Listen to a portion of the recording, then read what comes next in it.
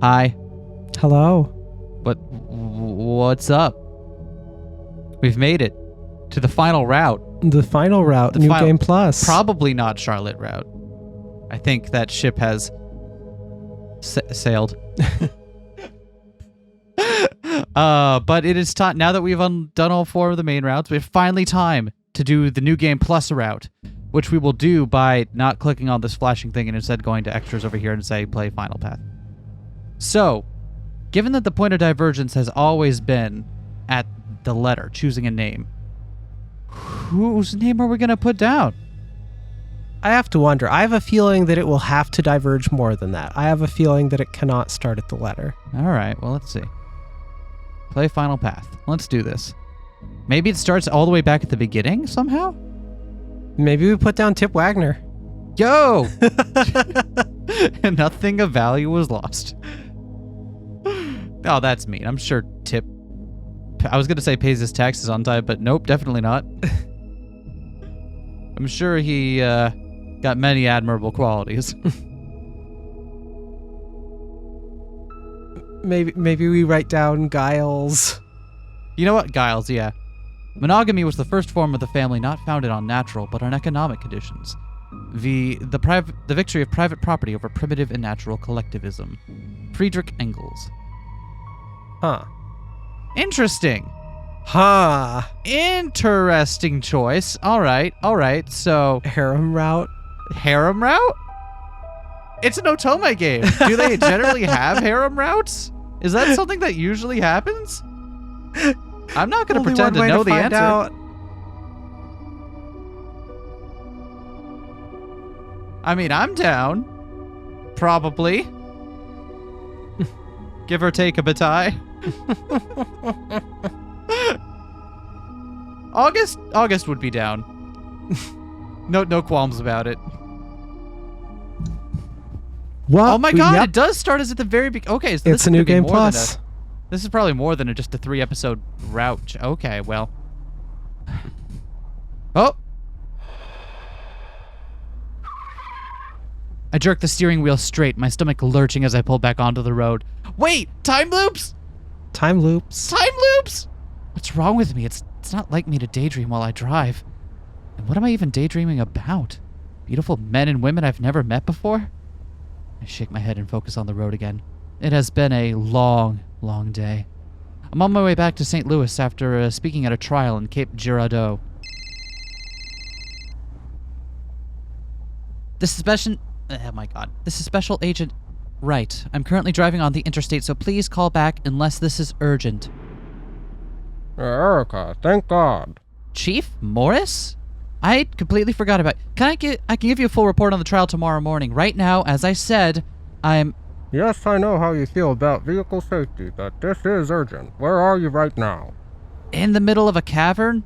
Like a canyon or something? I'm on my way to St. Louis. I can't give you an exact location right now, but I passed Perryville approximately 10 minutes ago, and my speed is... Close enough. A prisoner transport van crashed near your location. A team is on the way, but you're a lot closer. I understand. Who was the prisoner in transport? August Flynn. My hand tightens on the steering wheel and the car swerves slightly. Yeah. To be fair, yeah, that is a shocking thing to remember. Do you mean the serial killer? The heartbreaker? That's the one. Shit. Let the record show that on this day, the 10th of September, I got Erica Wright to curse. I curse all the damn time. See? Really? That's news to me. Shit. Yeah. Actually, Erica, when she's in Bataille, does curse a whole ton because of us. So. This isn't the time for jokes, Morris. Where's the van's location? Morris's info sends me even deeper into the woods of rural Missouri, down winding roads past the miles of farmland to a small town called Bataille. Probably. I'm making a conscious decision to never look up how it's pronounced. It could be Bataille, but we'll never know. There's no way to find out. As I approach the town, what the? I swerve to the shoulder barely in time to keep from hitting some sort of large creature. It was too big to be a deer. Could it have been a bear? My heart is racing. I struggle to catch my breath. If I had reacted a second later, both the animal and I might be dead. In any case, I managed to avoid a crash, and time is of the essence, so I resumed driving. Now, I didn't look up beforehand about, like, how divergent things get, but it might take a little bit to get there. Even though we're already seeing Erica's clearly having flashbacks of her time in Bataille that she hasn't had yet. We also know new things now, so even the bits that are exactly the same will be interesting. For example, we know that right now, Charlotte is down in the dungeon, presumably, getting ready to push that button. If that button was indeed there at first. Good point. Given how much of the architecture around Bataille sprang up that day and was kind of retrofitted to having always been there, right? What makes us so certain that that button was also there and that she hadn't made that memory up as well? Yeah. It could be that this was just some random event that was connected to no one's actions, I suppose. Or she could, that might just be being too skeptical for no reason, but regardless. Shortly after I pass the Bataille town sign, I see the crashed transport van. I park and rush to the scene on foot as quickly as I can. Which is not very fast. All right. Thanks for playing, everyone. GG's. No. All right.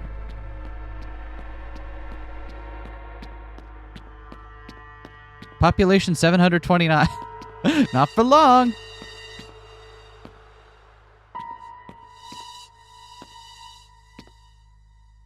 I see the doors of the van are wrenched open. Spatters of blood gleam in the smashed interior.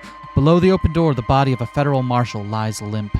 I see several dead bodies around the van. It's probable they died from injuries in the crash, but one of them... I lean down to examine his injuries. His neck is red and scraped. It seems he was strangled to death. August Flynn did this. My hand goes to my gun. I straighten back up and I scan the area. I see a small splash of blood several yards away. Perhaps August or another survivor fled the crash while wounded. A blinding flash of lightning splits the sky. Thunder shakes the earth right after, punching my eardrums. I see the silhouette of a large mansion on a hill in the distance. No time for sightseeing. A dangerous killer is on the loose. You sure? I was in a transport van with a dead guy. I was in a... You gotta do more than... I was in the transport van with a dead guy. Oh! So, one thing we just learned, we learned that at least the Bataille Mansion was a thing that was there. Yep. So that's not like one of the things that popped up out of nowhere. So at least one building we know for sure was there. Oh, we can't go very far with this, can we? Yeah, since we know that talking to the dude is what advances the story here, I'm kind of just poking my head around. Just in case. Just in case. Yep. Okay, and we've reached the... Oh, you can see it. It's just down the road. Huh. See it right there? Yeah? Yeah. Huh. When she said you could see it, I looked around and I'm like, no, you can't see that. And then it's like, oh, wait, there it is. Historic Bandit Saloon in the Ozark Village, huh? A saloon that's open 9 to 5? What kind of a saloon is open 9 to 5? Maybe it's 9 p.m. to 5 a.m.? Regardless. Hey, Steve's Liquor. Who the fuck is Steve? Steve Carlsberg. Live bait? Live bait. The trail is sparse, but I follow the specks of blood to a small liquor shop. I rap on the door with the fastest flurry of knocks I can muster. FBI, please answer the door. This is Special Agent Erica Wright with the... The door wrenches open. On the other side stands a gruff, disheveled man in his 50s. I flash my badge at him. Oh, Steve! FBI, what the hell are you doing here? What is happening to me? I keep having these strange visions, but this is a man who now stands right in front of me. I've never met him before. I must be losing my mind. Sir, were you aware of the crash just down the road? What crash? I guess I heard something. I thought it was thunder. Sir, has anyone suspicious or unfamiliar come to your shop within the last 15 minutes? Just some FBI agent banging on the door after hours. swallow my frustration and conclude that this man will be of no help to me whatsoever. A dangerous criminal is in the area. Please remain indoors and alert authorities if you encounter a Caucasian male in his 30s with blonde hair. Any criminal I meet can say hello to the Remington 12 gauge I keep at my desk. Thanks for your concern, officer, but I'll be just fine on my own. He shuts the door in my face. The sky grumbles, and I look up. A heavy wave of rain rushes to the earth. Heavy rain. Sean. Did we? We probably We did. We absolutely did. It's a reflex. I can't not. The blood was hard enough to see in the dark. Now it's hopeless. Clearly, August was headed away from the town. I doubt he'd go into the woods during a storm, so all I can do is head down the highway. Just as I'm about to leave the liquor store. Oh, right, this dude. Yeah. Remember this fucker? Yeah. Captain America or whatever? If I remember correctly, I was Jones, right? Go for it. Agent Wright, you're here. Thank God. A familiar man emerges from behind the store. I recognize him as Bradley Jones, a federal marshal I've worked with on a few cases. I'm the only male with a normal voice, voiced by Vivian. Before I've thought it through, I've leapt towards Jones and wrapped my arms around him. Even when I feel him jolt with surprise, I squeeze him tight. And finally, he relaxes and hugs me back. What is the sensation I'm feeling? Joy? Profound relief? Why now? I'm struggling to hold back tears. I thought you were dead. Oh, well, I survived, but the rest of my team, they weren't so lucky. Finally, I pull myself away from him and try to gather my composure. What the hell is wrong with me today? Please, just catch me up on what's going on here, Marshal. We pulled up at a gas station just outside of Bataille. Just as we were pulling out, something, I think a bear, appeared next to the van. Right, we never did interrogate this part, did we?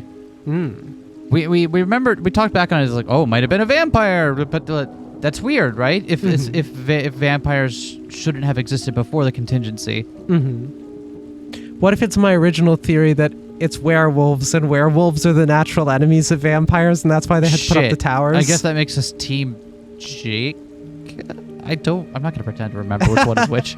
I'm so happy I don't remember that anymore. I've freed up a couple kilobytes of RAM in there. It's like, I've just like, wait, I've stopped it at the, like, I could probably figure it out if I went through, like, everything, but no, just offhand, I don't remember anymore, and that's a beautiful thing. Yeah. A bear? I mean, I know it sounds crazy, but something was definitely there. Finley, the driver, he started to have a panic attack. He thought it was chasing us. So maybe that's whatever they were trying to keep out of Bataille? Maybe. Bears don't usually chase cars. We tried to get him to calm down, but he wouldn't stop speeding. I offered to drive, but he refused to stop. Someone grabbed the wheel. It might have been me. Then everything went black. I woke up. Finley, Miller, Gantz, they were all dead. I guess I was the lucky one. So maybe this is what... Okay, so before the contingency happens, there is something out there still. Oh. And August Flynn? Gone. I think he killed Gant and escaped. I don't know why he spared me. Maybe he thought I was dead. Did we ever mention to August how we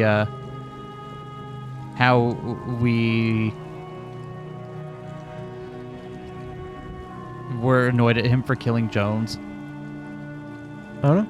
Because August made a really cryptic comment in the last round about possibly already recognizing the circular nature of things, so... Yeah? We have to find him. I thought he might be hiding behind this store. He definitely didn't head into town, and there's nothing that way for miles. More agents are on their way. We'll canvass the woods when we can. Hell if I'm going to sit here and wait for them, not after what that monster did to Gant. I wasn't planning on waiting. Every minute he gets further away. Are you okay to keep going? My head hurts, but nothing I can't deal with. He's on foot, and he's injured. He was headed this way, so I hope we can catch up. Thanks for the help, Agent Wright. I'm so glad you're here. Well, I guess until the cavalry arrives, it's just the two of us. Yeah. Oh, he's even got a red shirt on, I just realized. Oh, you poor sod. All right, then let's get to work. So this is going to sound really weird. Could you actually call me Sherika? I literally could not tell you why. It's just a compulsion that I can't. We search the nearby road and woods, but we find no more signs of the Heartbreaker. That's fine. It's not like I'm transphobic or anything. Is it a trans thing? Assuming everything he doesn't know might be a trans thing. Just to be safe. Oh, you I want to be precious little supportive. Oh. We search the nearby road and woods, but find no more signs of the Heartbreaker. Meanwhile, Jones is more injured than he's letting on, dragging his foot behind him. I start to wonder if he left the trail of blood himself. If so, are we even going in the right direction? I suggest we return to my car and continue the search by vehicle. Jones agrees, and we retrace our steps back to the crash. Suddenly, another flash of lightning distracts me for just a second. I see a dark shape on the edge of my vision and start to turn. Erica, watch out. I draw my gun and spin around again, but I'm not the one our attacker goes for. No. He's smarter than that. He goes after the injured one. He rushes from the woods so fast I barely have time to face him before he tackles Jones and pulls him to his feet. He's wearing prison garb, but his hands and feet are free. He holds a sharp piece of glass and presses it into Jones' neck. August Flynn, drop the weapon now or I'll shoot. Don't be too hasty, Agent. If you fire a shot, my hand might slip. I realize my own hands are shaking. I've never been in a hostage situation like this. I half expected August Flynn to be a raving madman, and instead his gaze is icy and hollow, sending a chill down my spine. You've nowhere to go, Heartbreaker. Reinforcements are on the way. Please don't call me that. August will do. As for your reinforcements, perhaps they'll meet the same sorry fate as our van on the way to Bataille. What are you talking about? The bear? August prods Jones gently with the tip of the glass. Do you really think it was a bear, Jones? I don't know. I didn't get a good look. Well, I did. As did the poor driver of that van. He knew what he'd seen, and if you ask me, he acted quite appropriately. I didn't recall this. Okay, so August knew what they had seen out there. And never fucking told us. And never fucking told anyone. I feel anxious standing here talking rather than taking action, but in truth, it's useful to stall until reinforcements arrive. So what do you think you saw, August? I don't think you'll believe me, and I wouldn't blame you, but I don't think the creature we encountered is documented in any science book. A priori, the only word to describe it is monster. Oh, come on! Oh, come on! There are other words you can use to describe something you don't know of. That's just taxonomically lazy. Not now, Jones. August goes to his favorite sandwich shop and sees a new edition on the menu, stares at it with puzzlement. Monster. Was it a bear? I doubted it, but I'm not inclined to believe August's far-fetched versions of events either. So you see, Agent, there are monsters nearby, much more dangerous than I. Another flash. What the hell is it this time? Vampires? Towers rising out of the ground? Why was it so incredibly vivid? August makes small steps, moving them both backwards. Not another step. Truly, Agent, I would not advise trying to shoot me in these circumstances. He keeps moving, but unfortunately, he's right.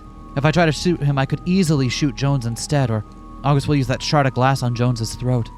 My heart races. What can I do? I've always had good aim, but my hands don't feel steady. I have to do something. I can't just stand here. Warn him is new. Warn him is new. We have to pick warn him. Before I've thought it through, I've lowered my weapon. Listen, we're all wasting precious time right now. Our highest priority is to get out of this town. What? Huh? We all witnessed a strange creature on the town outskirts. August called it a monster, and I think he could be right. I've had a very strange feeling ever since I came into this town. I think something terrible is about to happen, and we need to get out before it does. August and Jones both stare at me with bewildered looks on their faces.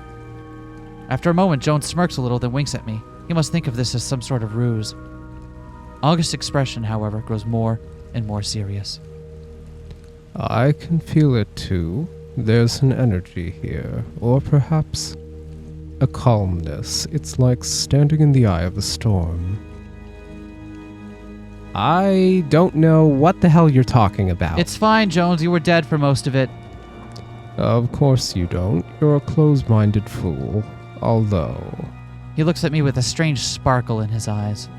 I am surprised you feel it too, Agent. What was your name again? We don't have time for this. We need to get out of here. If you agree with me, lower your weapon. We'll form a truce at least until we're out of Bataille. Tempting, but I must decline, even if the odds of escape were in my favor. The truth is that I don't want to run away from Bataille. Whatever is about to happen, I want to be here when it does. Yeah? Yeah, I believe that. I jolt. Do you hear that like air raid siren thing? Mhm. Almost dropping my gun as an eerie wail splits my ears. The ground rumbles. Light flash in my eyes. What is happening? August and Jones are struggling again. The noise must have distracted August long enough for Jones to make a move. I rushed towards them to look for an opening and ran my fist into August's face. Yes! Yes! August staggers backwards. Jones breaks free, then recovers his own gun. A few breaths later, we both have August at gunpoint. August, meanwhile, stares at something else. What the?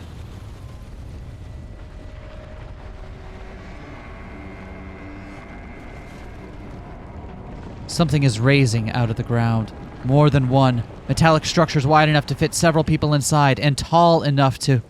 I don't even know how tall they are, because they seem to stretch into the sky. For a moment, I wonder if they will keep rising, but they've finally stopped. I struggle to remember my purpose. I lift my gun and advance on August again. Get on your knees! But not in like a... Shut up. His face pale, August complies. His gaze remains on the tower. It's happening.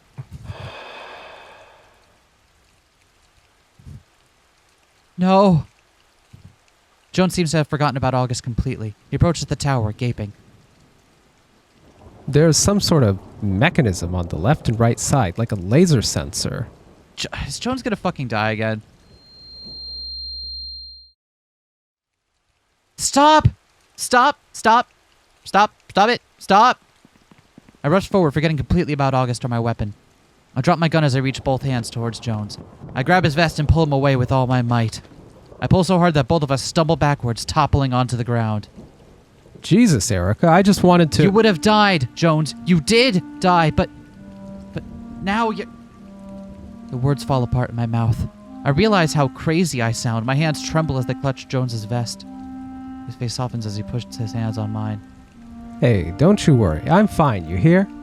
You're the one I'm worried about. I think you're in shock or something. Look, just calm down, okay? I'll assess the situation. No! As he gets up, I remember that August is still nearby, but the serial killer hasn't moved. He rose to his feet, but remains planted to the spot, looking around with wide eyes. What the hell's going on out here? The manager of the liquor store approaches us. He totes his beloved Remington shotgun at his side. Where did these crimson spires come from? He only said spires, but... You know anything about this, Agent? Did the FBI do this? I try to respond, but I can't seem to recover my breath. It's as if having Jones somehow took all my energy. It's as if saving Jones somehow took all my energy, even though all I did was pull him backwards. Please return to your residence, sir. We'll investigate these towers and... I see a streak of white. Then the shotgun goes flying out of Steve's hands and into the air. August retrieves the weapon with surprising agility, then trains it on Steve. Despite his grace catching the weapon, however, August looks awkward trying to hold it. Why you? Nobody move except you, whoever you are. My name is Steve Flemings. Perfect. Steve, try walking past those towers. Can't scare me, you lily-livered. August cocks the gun, making us all flinch. He may not be an expert with the shotgun, but he knows how to use it. I said start walking. Steve grumbles to himself as he turns around to obey. He starts walking, but not without casting an angry scowl in my direction. Fucking FBI. Aren't you supposed to handle maniacs like this? Can't even do your... Why didn't we stop Steve from getting murdered? Okay, I get that we're dealing with a whole lot of stuff right now, but His last words exploded in a haze of red, along with his entire head. What the fuck? Thought so. My senses returned to me in that moment. I find my weapon on the ground and I roll to my knees and train my gun on August. Drop it! Now! August studies me a moment, as if considering whether I can really pull the trigger. And he slowly lowers the shotgun and sets it on the ground.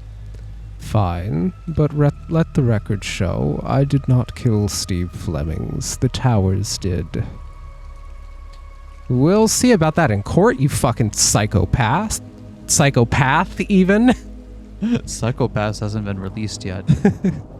Doubtful. Look around you. Just look around you. He points to the side and behind us and in every direction. So the New Game Plus ending isn't getting out of Bataille from the beginning. The silhouettes of multiple towers reach into the sky, forming a large ring around the town of Bataille. So I think if this is a romance route for a character, I think we know which one it is now. Jones? The one person who was dead last time and now isn't. Oh, okay, yeah. Or the harem route. Could be still. It did start with that Engels, was it? Yeah. Yeah.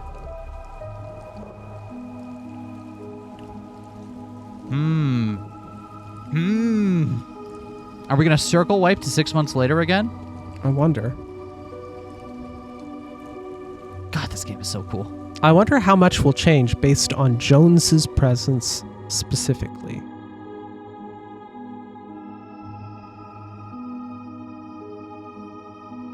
Would it stop the local cops from dying? Probably not. Probably having just one more person doesn't change that. Maybe it does. But we'd have more people in the sheriff's office and adjacent. That and it's like how do I explain it? I know we have that prior knowledge, right? We've clearly used it already to save Jones. Mm-hmm. But like what is him alone going to change? Right, there's two things that are different. Jones is back and we have the flashbacks. There's two things. Yeah, those are both different. So it could go fucking anywhere. Nearly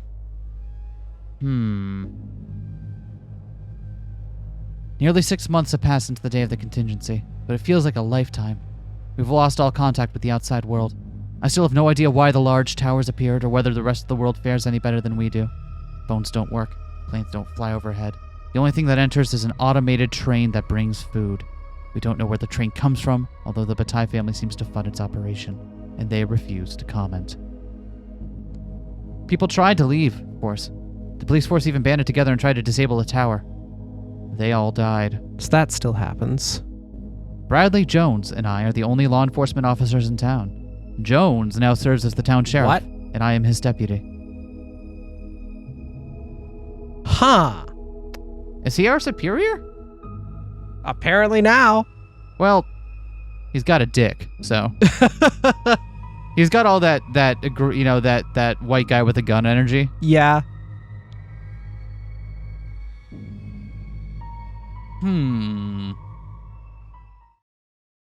Rise and shine, sweetheart. I stir under the blankets but refuse to open my eyes. Jones wraps his arms around me and nuzzles his face against my neck. Oh. I see. Cutting to the chase. Oh God, you really let your beard go, huh? you really thought that was okay. Right. My face is a triangle now. Okay. What time is it? 6 o'clock sharp. Oh, I only just fell asleep. I was jealous of your face, which was more triangular than mine by default, so I had to fair compensate. Enough. Jones heaves a sigh as he rolls out of bed. Look at my abs. You do have... Those are several abs. I've been thinking of getting more. Just put one right there. Oh my. You really need to go to bed earlier, darling. I went to bed at 11:30, but I couldn't fall asleep. Maybe you should talk to Nurse Kathleen. I don't think she'd be able to help. Why not? I'm sure plenty of people have had trouble sleeping since the contingency. Yes, but I don't think my insomnia is normal. What do you mean? Tell him about your dreams or move on. Let's tell him. He hated that. What? Okay, hold on. Do I need to look up a walkthrough for the New Game Plus? Well, even after going to the dreaded page 2 of Google search results, I wasn't able to find anything on a cursory search here, so I guess we're just rolling with it. Shit. Well, when I do sleep, I have very strange dreams. Again, I doubt that's unusual. We all watched a bunch of fucking towers rise out of the dirt. We watched him blow apart the whole police department. I know it's been rough, but that's not it. My dreams are about things that never happened here in Bataille, and yet they feel so real. I had dreams about people in town that I've never seen before, and then a few days later I meet them for the very first time. You probably saw him in passing and forgot about it. I know it seems likely, but I'm telling you, these dreams are not normal. Come on, Erica. The more you go on about this, the more ridiculous you sound. Wow, Jones sucks. You probably just need a better diet, maybe more exercise. Hey, we could even go a couple rounds if you want. Then you'll feel right as rain. God, Jones sucks. Jones sucks. He quickly gets dressed and gives me a goodbye kiss. To see you at the office? Actually, it's Tuesday, right? Oh, right. There's a growl to Jones' voice as he holsters his gun.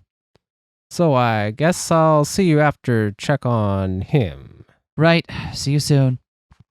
Despite my promise, I'm slow to get out of bed and get ready for work. I can't shake the feeling that something is wrong with my world and mine alone. Jones is probably right. I'm probably feeling the same thing as everyone else here in Bataille right now. I need to get over it. But strangely enough, I'm glad that it's Tuesday. 4 days a week, it's my job to check on our paroled prisoner, August Flynn. And somehow it's easier to talk to him about my displaced feelings than anyone else. At long last, I finish getting dressed and head to the Bataille school. Oh my god, he's a teacher! That's adorable for him. Good on you, Augie. Gonna help lift those students' hearts up to a good passing grade. The best part about being a teacher is when I go on long-winded tangents about things to make myself seem intellectual, they can't leave. There's a whole new setting just for this place. I found August as expected, sorting books at the desk near the front of the library. He doesn't look much different from when I first met him, the night of the contingency. Maybe he's a bit more gaunt and certainly acts far more timid, though I'm one of the few to suspect that that's an act. Deputy Wright, I suppose you're here to take account of my whereabouts the last 2 days. Also to wonder why you never button up your shirt. It's a school, August. I know by now you haven't gotten into any trouble. You're too smart for that. Actually, the other day, I felt a little urge to get punched in the face, but I resisted. Yeah, that would be what you remember, isn't it? That would be. I can't bring myself to laugh at his joke. My memories of what Jones did to August are still much too vivid. The day he took over as sheriff, Jones pulled August out of his cell and beat him to within an inch of his life. Oh! Jones just sucks! Huh. Jones really sucks! Huh. Oh! Oh, wow! Jones sucks! He was gonna kill him until I intervened. I don't know why I stopped Jones. I hated August then just as much as he did, but it wasn't the right way for him to start his role as sheriff. And it sounds like he took the job for himself, judging by Erica's description there. Yeah. At least that's what I told myself, and now I'm strangely glad that August is still alive. Of course not. No trouble here. Though I did raise my voice a bit over a very large late fee. What is the point of collecting late fees when money doesn't mean anything? Fortunately, money doesn't really mean anything here, does it? One day, these people will figure that out. Until then, I have my one way to ensure that this meager collection of books remains mostly intact. It's funny, I never thought I'd be so protective of trashy romance novels and airport spy fiction. Right, but once it's all you have left, then you're like, it's one of those things like, yeah. So what has your last week been like then? Just the library and my house as usual. What did you just say? I'm too smart to get in trouble. I just had to confirm it. Jones will want to know. So, you two are still... You ask every time. You have your question, I have mine. We always give the same answers, though I suspect we both hope to hear something different. I don't want you breaking your parole, August. You say that, but I can tell that some part of you would savor the excitement if I suddenly snapped and became the monster you claim I am. August, we've been through this. You signed a confession.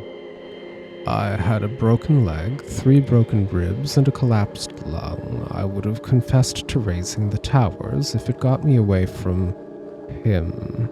Disputing your confession now would break your parole agreement. Drop it. What? You don't want to witness another pummeling? That's sweet.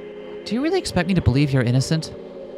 I expect you to believe I'm not the greatest evil here in Bataille. Who is then? Sheriff Jones? You said it, not me. Clever. Asshole. It's ridiculous. He's a good man. Just...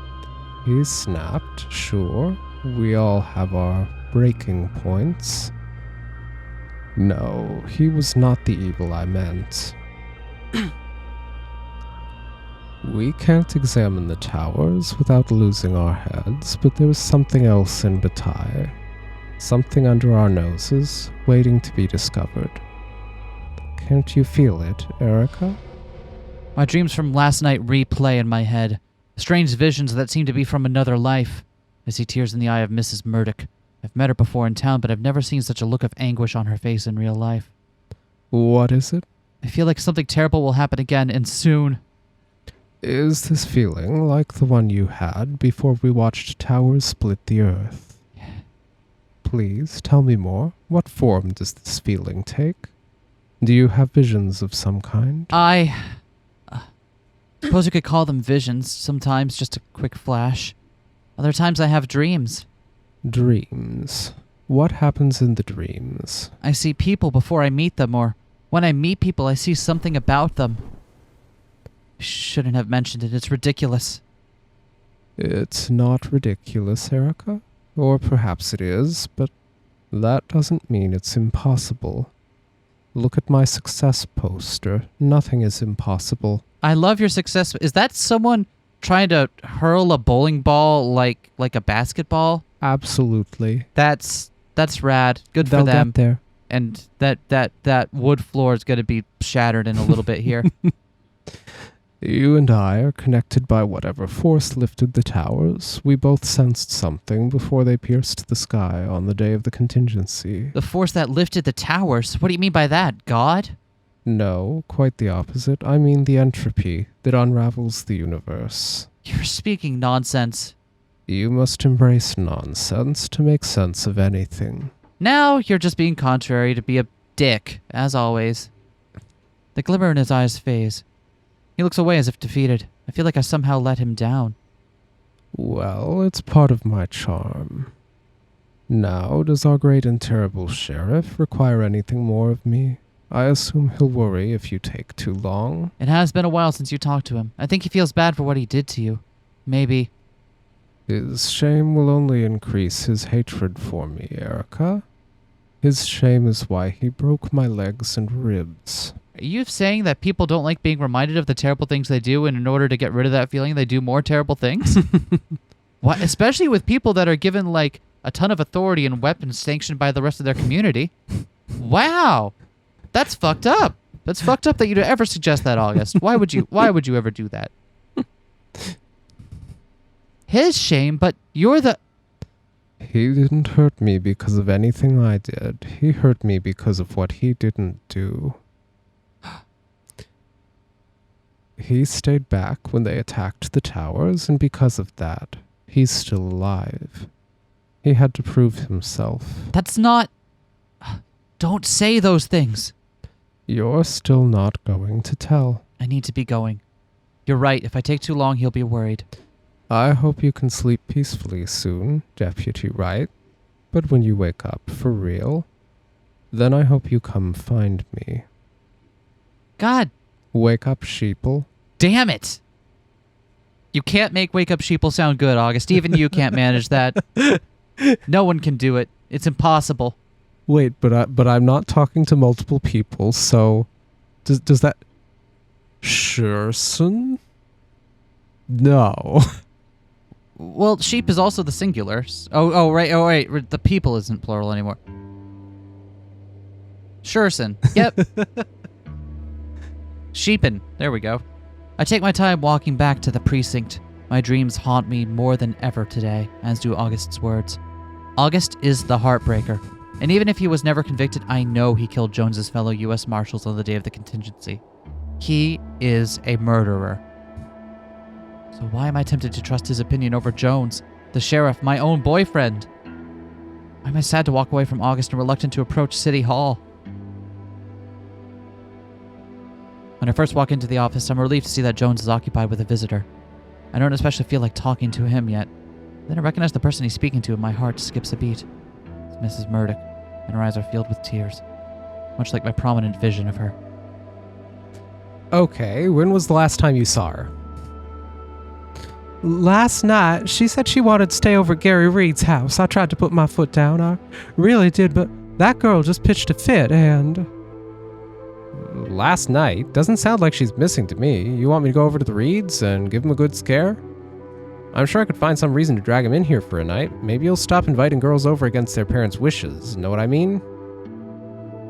Maybe when you find them, but he's missing too. He is? His father called this morning asking where he was. He was pretty unhappy that we let him stay over, but we didn't. So they both lied to their parents. What is this world coming to, Ms. Murdoch? Isn't there just a switch that flips in your head when you get old enough that makes you forget what being a teenager is like? Don't I know it? Do you think you can find him, Sheriff? Of course I can. There are only so many places a couple of naughty teenagers can hide in this town. Oh my god, you're finger pointing. Why? Deputy Wright and I will scour Bataille until we track them down and bring them in. Might put them both on garbage collection duty for a week or two so they know their actions have consequences. When will you learn? When will you learn? Oh, that hasn't been invented yet. Oh, thank you, Sheriff. I'm so glad we have you round. As I listen to them, I feel my head start to swim. Something about all this just feels so familiar to me. I feel almost like this has happened before, but I can't remember how. Mrs. Murdoch, have the two of them ever... There she is. Glad you could join us, Deputy. Looks like we got a couple of runaway lovers. Figure the first place we'll head is the old drive-in. I have a few... My head feels so strange that I have to close my eyes. In an instant, I see something. I see someone. A pretty young woman. She's so familiar to me, but I remember being mad at her for some reason. Did I know her before the contingency?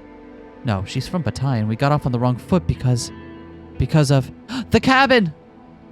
The cabin? We have to go to the cabin as fast as possible. What cabin? I don't have time to explain. We just have to hurry. What's she going on about? A cabin? I don't know. I know there are a few abandoned cabins around Bataille, but why would you want to go check them out and so fast? We're just a couple of teenagers hiding out for their parents. You might not want to hear this, Ms. Murdoch, but they've probably already done what they intended to do. Oh. It's not that. I just need you to follow me. Jones just shrugs and looks back at Mrs. Murdoch. Probably better just go along with it for now. Otherwise, I'll pay for it later. Know what I mean? All right, Erica, let's go check out this cabin of yours. Just find them and bring them home. I hastily depart the police station, almost certain that we're too late for that. But we might be able to find something else. Okay, so already things are wildly different. And yet, quite the same in other ways. Yeah. Like for one of a nail shit. Yeah. August's free already, for one thing. Has been for some time. Yet, we're a deputy. We're a deputy and dating the sheriff, who's Jones, who sucks. Like, on a completely different level. Like, I don't even want to do his hypothetical route, like, because it just, he sucks. On our way to the cabin, Jones struggles to keep up with me. Or is this the urge to run the entire distance, mostly jogging instead? Jesus Christ, Erica, what's the rush? As I told Ms. Murdoch, I think we're too late to stop those teens from sleeping together. I don't care if they had sex. I'm worried they might be What? gone for good. What do you mean? I don't know. Let's just hurry. Hey, hold up just a second and... I pretend like I didn't hear him, speeding ahead before he can finish. Upon reaching the cabin, we spot a car parked nearby. A fresh tracks indicator arrived recently. Gasoline is so scarce that most people don't use vehicles anymore, but if Jessica and Gary were breaking rules anyway, they probably didn't care. I run past the car straight into the cabin door. Once I grip the door handle, I freeze. I pant heavily to catch my breath from jogging here. My hand trembles on the handle. What do I expect to find on the other side? We could have walked if you're just gonna stand there. Yeah, I'm gonna punch you in the dick. Jones is mad at me, but I don't care because I'm mad at him too. It's been making me feel crazy. It's time to see whether I'm losing my mind. I take a deep breath and open the door.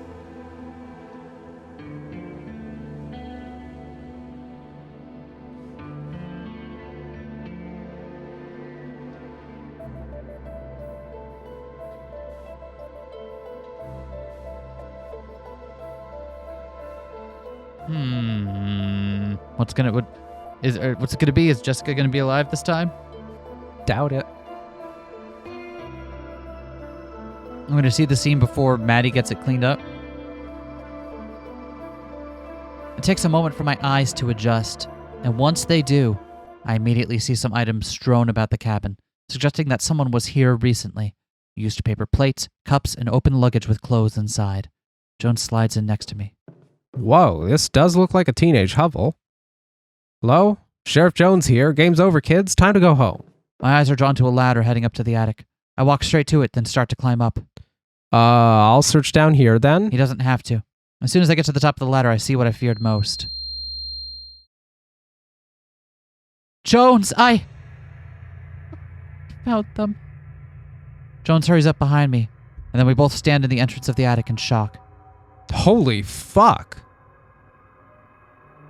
The two bodies sprawl across the floor. One male, one female.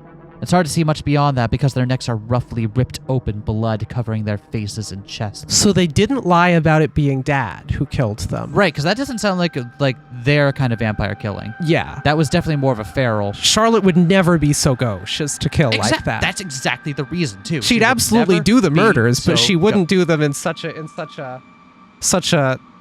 low-class manner. Exactly.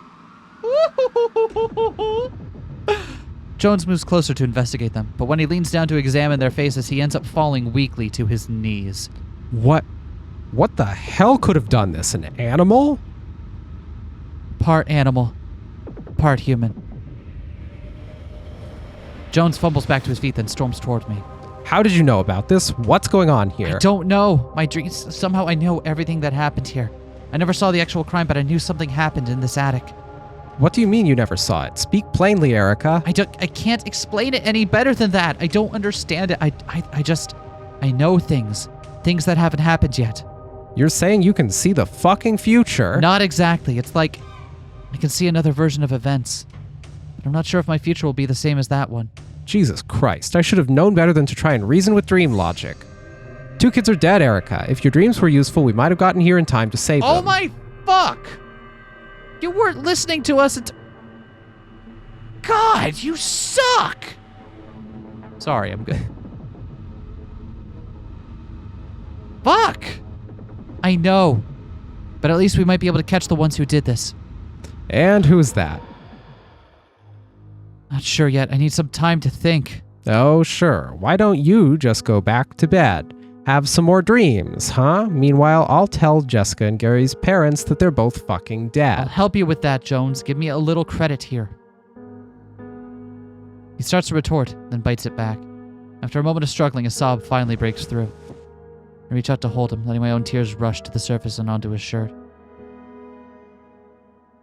I get that he's coping with, like, a traumatic thing happening that he's now looking at, right? But still, fuck you, man.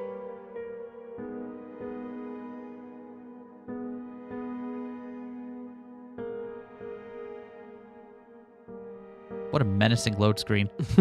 I help Jones with the grim tasks of informing the kids' parents. I'm mad that my visions did not prepare me for this. They didn't prepare me to find the mauled bodies, either. What use are they if they can't prevent these horrible events from occurring?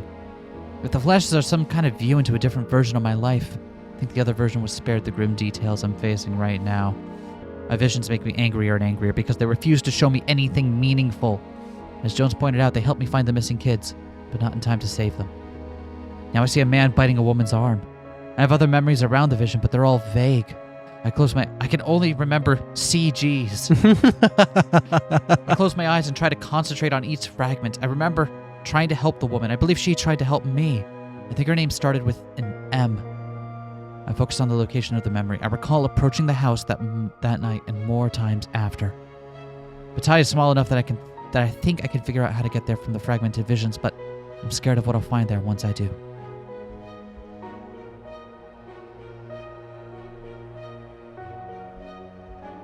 Are we going to get there in time to stop Julian from biting Maddie? Big if true. Because it didn't seem like it was an ongoing thing. It seemed like a moment of desperation to cover up that one thing that their dad did. Yeah. So if we can get him to not do that, that might go a long way towards affecting, their relationship.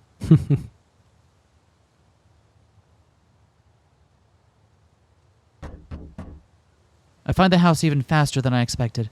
As soon as I confirm it visually, I hurry up to the door and knock. I'm not going to waste any more time. I hear muffled voices inside. First a woman's, then a man's. Was I wrong about who lived here? Bite us, interrupt us. The door is opened by a man in a red suit and an irritated expression. When I stare into his eyes, I see that they're red too. Then my heart leaps. I recognize him as the man biting the woman's arm in my vision. A surge of emotions flows through me. The first is fear. I know this man is powerful and dangerous. But I feel a mixture of other emotions too. Respect, companionship, adoration, something about his sister. His expression changes as he studies me too. I think it's only when his eyes pass over my uniform. Hello, officer. Is something wrong? Do you live here? No, sorry for the confusion. You must be here to see Madeline. Madeline. The name stirs warmly in my heart. Yes, I think I came to the right place after all. Unfortunately, Maddie is a little busy right now, but I'm happy to deliver a message if you have one for her. And you are? Oh, my name is Julian Bataille. Maybe you've heard of me from the Batailles. You're a Bataille? That's right. And you are? I'm Deputy Erica Wright. So then, Derica. I don't know if we'll keep that one. What sort of business did you have with Madeline? Perhaps it's something I can help with instead? The way he puffs out his chest and looks down on me grates at my nerves. I just want to ask her a few questions. Why? Has something happened? That is not your concern. Well, I'm a Bataille. This is my family's town. Anything that happens here is my concern. His conceit sparks my fury. Why are you in her house guarding her door? Is she here or not? Hello? Yes, I'm here. Fear flashes across Julian's face, which then switches to anger. He shifts to further block the door gap with his body. She's here, but as I told you, she's busy. Come back another time. He starts to close the door, and I shove my leg into the remaining crack, then push it back open. Maddie can decide whether I go or stay. Not you. Flash those pearly whites at me again, boy. See what happens. Perhaps you don't understand your position, Deputy. I could get you fired for disrespecting me. You think you'd get me fired? Ha! I'd like to see you try. I'll fuck the sheriff. In that case, I'll talk to Mayor Ward. I take a moment to force down a gulp and gather my thoughts. So this man has the mayor in his pocket? He's dangerous in more ways than one. Julian, what's going on? She sounds sleepy and confused. Perhaps she's drugged. My hand creeps closer to my gun. I'd like to know what's going on here, too. Can I please speak to you, Madeline? Julian continues to block my view of her. His scowl deepens. This is getting tiresome. Julian leans close to me suddenly. His hand reaches out and grips my shoulder. The movement is aggressive, but he feigns tenderness. He stares deeply into my eyes. Leave now, Deputy Wright, or I promise you will regret it. A strong sensation takes hold of my body. I want to turn around and walk away from this. Or at least my body does, but what do I really want? I feel torn apart, split between my heart and muscles. Part of me feels the urge to leave, but the true me wants to stay to meet Maddie, to understand what is going on here. I have to fight this strange sensation. I'm not sure what Julian's doing to me, but I'm sure I don't like it. So I surge forward with all my might and ram my body through the doorway. Oh, that was my... Oh, that was my abdomen. All of it. Just the whole thing.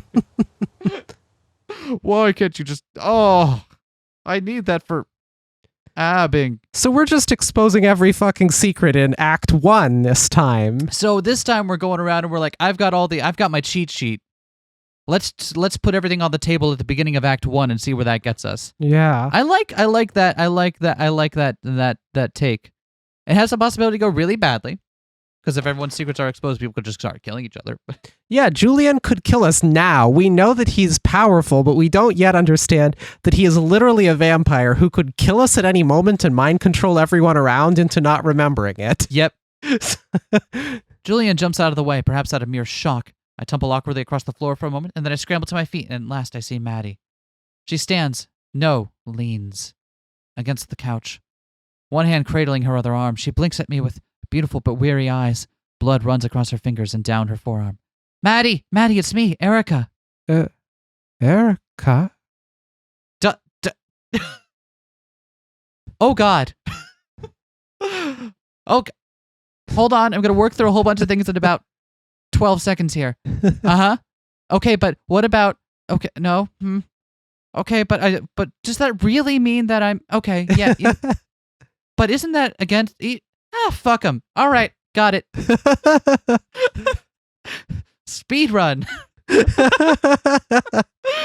Speed run my gay awakening. Let's do this.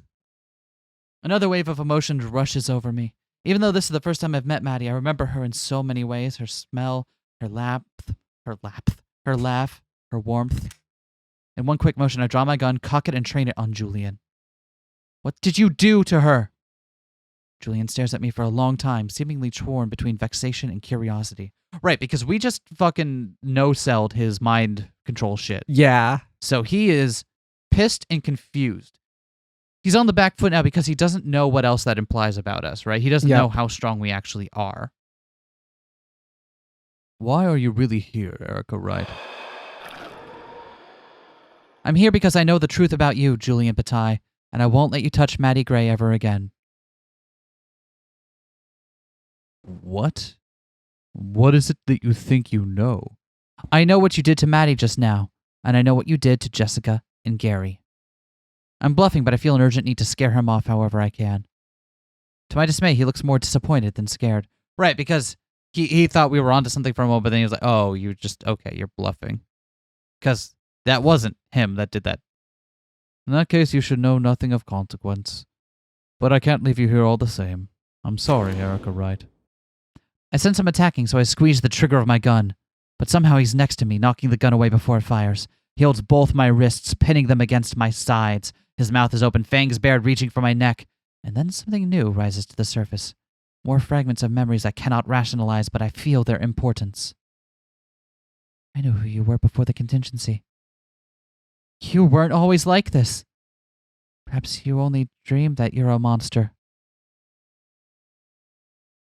Holy fuck. He pulls back, fangs receding behind his lips.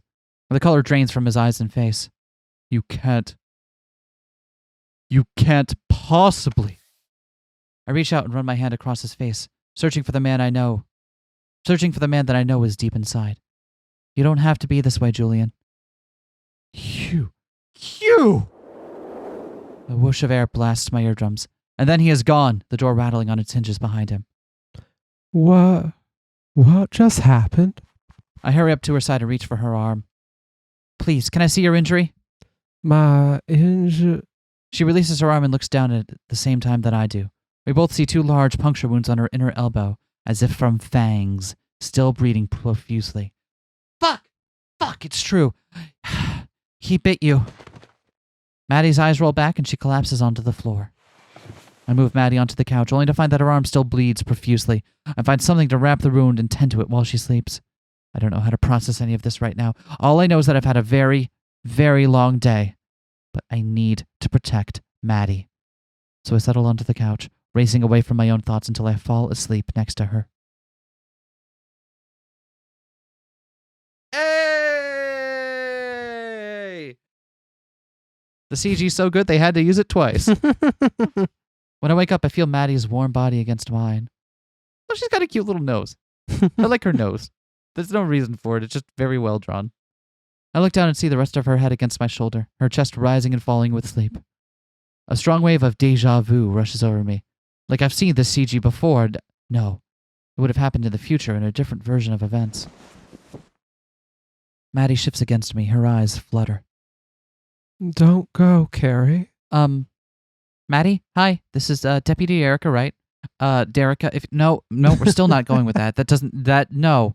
Absolutely not. Oh God, absolutely not. She stirs, looks up and blinks for a few times. Her face turns bright red as she scrambles away from me. Oh, I'm sorry. I don't... She looks around the room, then down at herself, then at her bandaged arm. My memory is scrambled. What's going on? Why are you here? That's not easy to explain, but I'll do my best. And so I do. Right there in Maddie's living room, I spill everything. I tell of course Maddie's the one that gets to learn everything. Aww. Yeah. Favoritism. I tell Maddie about the visions that I started as I first entered Bataille. I explain how they intensified when Jessica and Gary were reported missing. I describe the horrors of the cabin. And I confess that I had a vision of Julian biting her arm before I came here. And I point to the wound on her arm. Are you saying he's like a vampire? I hadn't thought of it that way before, but now that she says it, everything else clicks into place. Yes, that's right. I think he was using his power to manipulate you. Maddie stares at me for a long time. I wonder if the truth is sinking in for her. This Until is just finally, like in that poster directly behind me right now.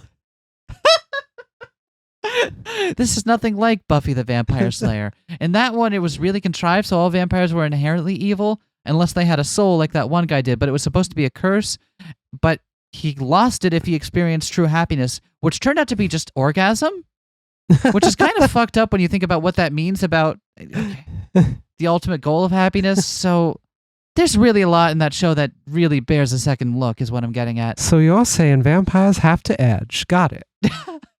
Well, yes, but only in the spin-off.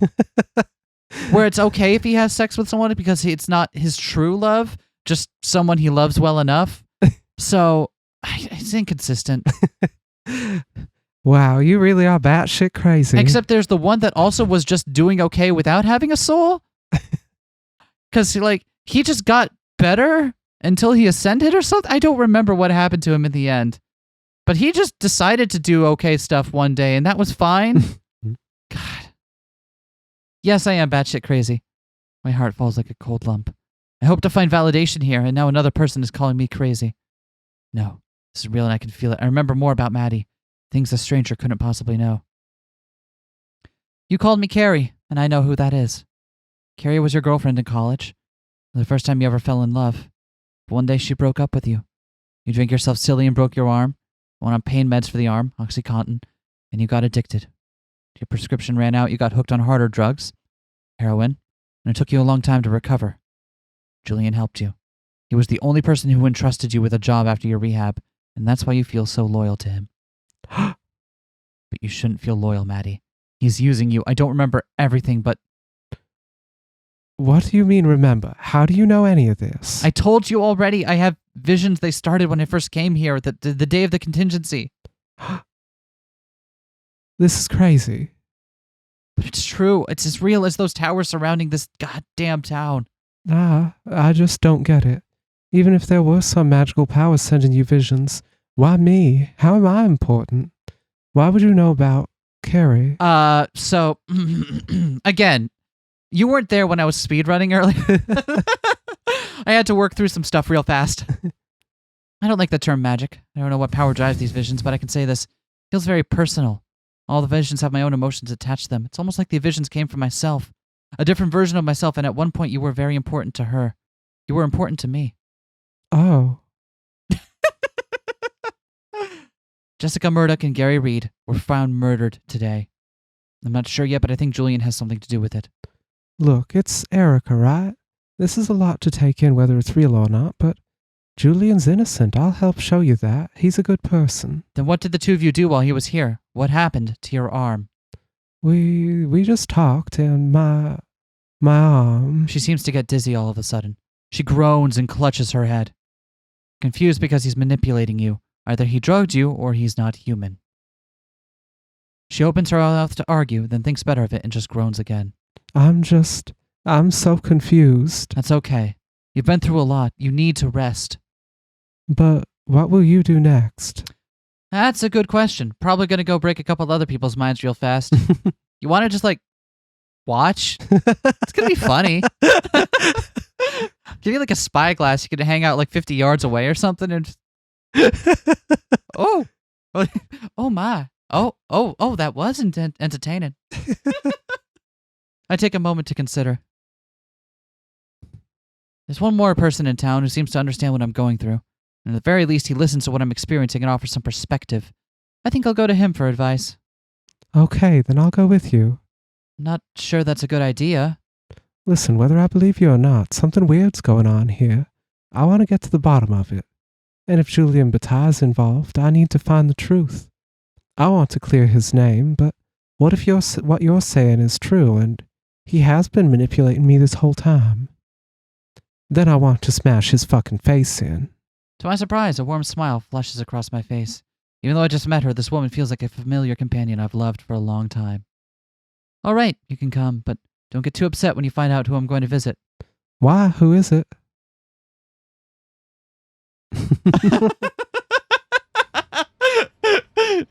Doo-doo. Doo-doo. I feel like, though, this time it should be less of a bad reaction from people. Because, oh, he's paroled now. He's got a job. He's part of the community. Right? So, people should feel less viscerally. It's almost like incarcerating people for the rest of their lives does not good to help no one. I mean, to be fair, I will kill again. August, could you not... We're trying to make a bigger point here about the police state. Just don't, okay? Could you hold that one in for me? Can you do it, buddy? Think big for once. At the library, we find August snoozing behind his desk. You have to be kidding me. This is that serial killer, right? What? How can I help you? Wasn't sleeping. Deputy Wright, is it already next Tuesday? No, though I'm starting to think I should check on you more often. Oh, shit. You're sleeping on the job? Forgive me, but the task of sorting 4 returned books was not sufficiently riveting this morning. You look hungover. Ah, what a coincidence. I feel hungover. What the hell am I doing here? I don't know. You invited yourself. Good question. I don't believe we've been properly introduced. This is Madeline Gray. Maddie, this is August Flynn. I'm aware, aka the Heartbreaker. I prefer Heartlifter. A regrettable nickname. August, what I'm about to tell you will sound crazy, but you might be the only one crazy enough to believe it, so... Thanks, I guess. You're welcome. Yesterday, Mrs. Murdoch came to the precinct to report her missing daughter. I had a vision that led Sheriff Jones and I straight to a cabin where we found Jessica Murdoch and Gary Reed brutally murdered. Then I continued to have visions. I wasn't sure how they were connected, but I couldn't ignore them. I couldn't let anything else terrible happen, so I followed the next vision, even though it made no sense. I saw Maddie Gray getting bitten in the arm by Julian Bataille. I didn't know either of their names yet, but I knew how to find her house. So I went there. And now... Look. I point to the bloody bandage on Maddie's arm. She blushes and squirms awkwardly. You're saying that Julian Bataille bit her arm? He didn't just bite it. He drank her blood. He's a vampire. Oh. I feel crazy. August and Maddie are both looking at me like I'm crazy. I fight the urge to run out of the room and bury my head in a hole. Can you confirm what Deputy Wright is saying, Maddie? Did Julian Bataille bite you? I don't know. My memories of what happened when Erica came in are all blurry. Interesting. That does sound a bit like vampire magic from stories. I've heard about such things in What? Certain circles. Oh, shit, you read Anne Rice. You both think I'm insane. That's fine. I don't know what to think, but I hope I can prove you wrong. Because the alternative is ridiculous. Erica, look at me. August comes around the desk. His hands grip my arms firmly, yet gently. You're not insane. You're enlightened. And if you let me, I can help you figure out what's happening. Oh, anyone but you. How? How can I possibly make sense of any of this? Listen to your dreams, write them down, every detail. I will help you decipher them. I blush remembering my dreams of intimacy with people I still haven't met. Also, stab your boyfriend. What? Stab him. Oh, you mean like when sometimes we switch places and get the... Oh, no, you mean with a knife. Quite. I won't do that, August. Oh, okay. It was worth a shot. You need every detail? Sometimes they're quite personal. Whatever is happening to you, Erica, it is personal. That doesn't mean it's not important. After all, does anything exist beyond your own consciousness? Yes. Yes, that's one of like the easiest problems in philosophy to solve. Yes. I don't. I'm a reverse solipsist. I think everyone else exists. You don't believe anything. You're just frustrating. Dreams are born of memories. Dreams link matter to mind, form to metaphysics. They also function like a time-traveling machine for your soul. Okay, now you're just making stuff up. Are you really going to take advice from this guy? August fixes Madly suddenly with his intense stare. Why did you follow her here, Maddie, if you don't believe her? Gay rights? I have no context for what you could possibly mean by that. Surely you witnessed something that made you wonder if Erica's vision contained truth. She knew things she couldn't have possibly known about my personal history. Aha. Why do you think you knew those things, Erica? I think Maddie and I were close. Yep, I'm okay with it. Close at some point. Close how? Please be specific. How close in inches? Negative? I see. As I thought. We were,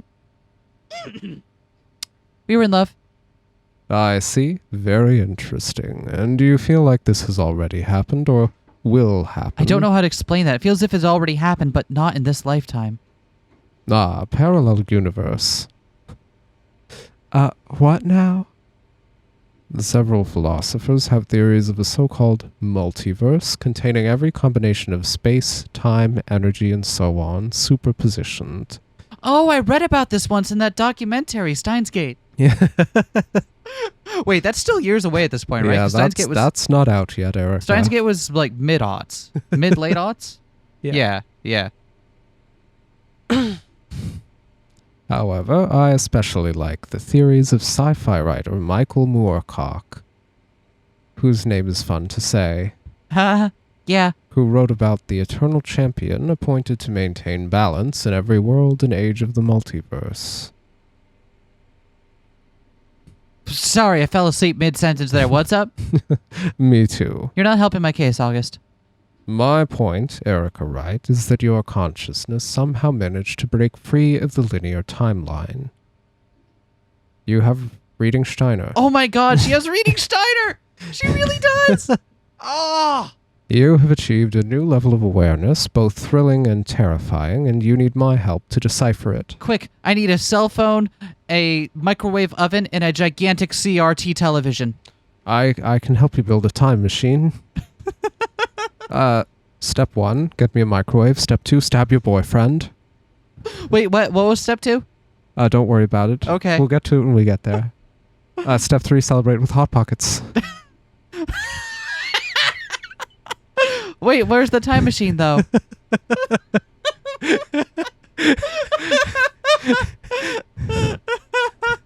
Celebrate with Hot Pocket. God, I should commission someone to do fan art of August just grumpily eating a Hot Pocket. This will help me solve time. Write down your dreams and visions, like I told you. Write them all, then bring them to me. And I will help you figure out what to do next. I'm curious too. I still don't know if I believe any of this, but I want to see where it leads. I'll do what I can to help. Here they are, Sheriff. Oh my God, Princeton! Princeton, you're alive! For now. Thank you, Terry. I'll take it from here. My heart races as I see Jones walk into the library. I realize that I'm still standing close to August, his body leaning intently towards mine. I feel August jolt with fear as if the reaction came from my own body. He stumbles back around to the other side of the desk and sits in his chair straight as a board. What are you doing here, Erica? I've been looking all over for you. Investigating. Spit it out. Maddie seems to sense both August's fear and my extreme reluctance to voice what's happening here. She's investigating an assault on me. Someone assaulted me. See? She points to her bandaged arm. Oh, I'm sorry to hear that, ma'am. Maddie. My name's Maddie. It's nice to meet you, Maddie. Sorry it couldn't be under better circumstances. I'm Sheriff Bradley Jones. Is this man the one who assaulted you? He points at August, who flinches visibly. No, it wasn't him. Really? Who was it? I don't, She clutches her head and struggles for balance. That's what I'm investigating. Her memory of the incident is cloudy. What does any of this have to do with August fucking Flynn? Okay, come on, Jones. If you're as much of a dick as we think you are, wouldn't you be happy that our first guess of who assaulted someone was August? Checking up on a possible lead. I'm done now, though. It was a dead end.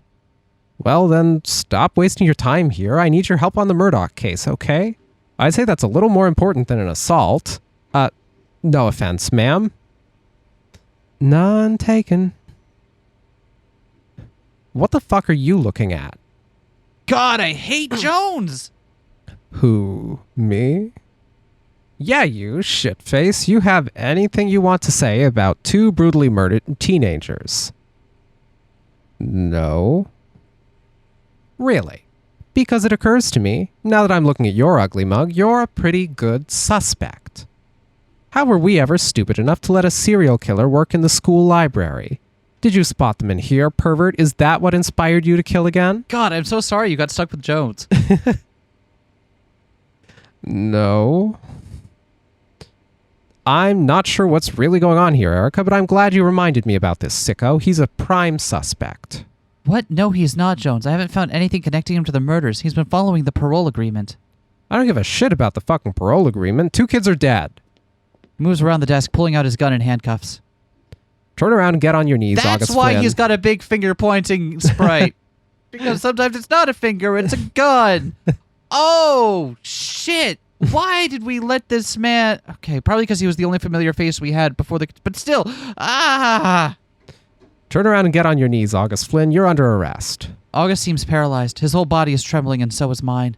I remember watching Jones beat him within an inch of his life like it happened yesterday. I didn't do anything. You can't just... Jones cocks his gun. August immediately turns and drops to his knees. Bradley, please! Jones stiffens and looks at me, but his eyes are wild. He holds his rage like a rabid dog on a leash, but he wants an excuse to let go. Is this going to be the Is this the storyline where they're like, yeah, I know you were playing as a cop for the entirety of the main game, so here, yeah. Just to make sure we're all on the same page here, here's all the... Please, let me take August into custody. I'll escort him to the precinct. You're still working on the Murdoch case, right? Yes, but he's a suspect. I understand, but we still need to find proof to convict him. Where were you headed before you found us? I was going to question one of Jessica's high school friends, Sarah Carpenter. Great. That's a good idea. You should still do that. I'll take August back to City Hall, okay? I'll lock him back up. Fine, we'll put him back in the precinct for now. But then I want to find somewhere more permanent to jail him. Somewhere I don't have to stare at his ugly fucking face ever again. A wad of Jones's spit lands in August's face. He cringes and tries to wipe it off with his raised arm. Jones gives me the handcuffs and storms off. Somberly, I lean down to secure the handcuffs around August's wrists. None of us speak for a while. August is still trembling. I put my hand on his arm, and after a couple of minutes he starts to calm. I could walk to the precinct with you if you want. That's all right, Maddie. But what about your visions? What should we do next? I don't know. It's all meaningless. Hey, don't talk like that. I didn't get dragged into this just for you to give up all of a sudden, okay? I don't accept it. I'll come by City Hall tomorrow morning to talk to you about next steps, okay? Both of you, I want to figure out what the hell's going on with the Batailles and your visions, got it? Sure. Tomorrow morning. Silently, both August and I make our way out of the school, back to the City Hall drunk tank. If I'm going in the drunk tank, will you at least get me drunk? No. No. Can I have cold bacon if you want? That seems to be a standard amenity. I hear there's an N64 around here somewhere. GoldenEye. Got that little bird and bear duo game as well. That night, I start to scribble my thoughts onto paper. I have such a flurry of thoughts rushing through my head that my hand can barely keep up with my head. Jones doesn't come home at the usual time, but I'm relieved. After what happened today, I don't really want to see him. Until finally. Erica? Erica, are you? I can see and smell that he's drunk. Oh. Oh. There you are. He stumbles towards me and wraps me in a heavy hug. Pulls back to kiss me, and I push him back.